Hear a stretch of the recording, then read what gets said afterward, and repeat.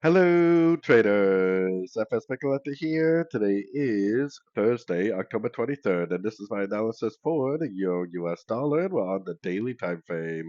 So on the Euro US dollar, I mean, I'm still very bearish overall. I still think this is eventually going to end up either down to this area, or if it's an expanding, maybe more likely all the way down here.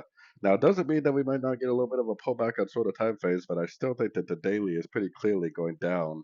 So going down to the 1 hour time frame, we did get a pretty decent little impulsive up. We did get a little bit of a break of structure. I would consider this a five-wave structure right here. So I'm thinking maybe this is an A, maybe this is a B, possibly it is going to pop up. We have CPI inflation data tomorrow, so maybe this is actually going to set itself up for a short tomorrow after CPI news. Does seem like a possible ABC correction.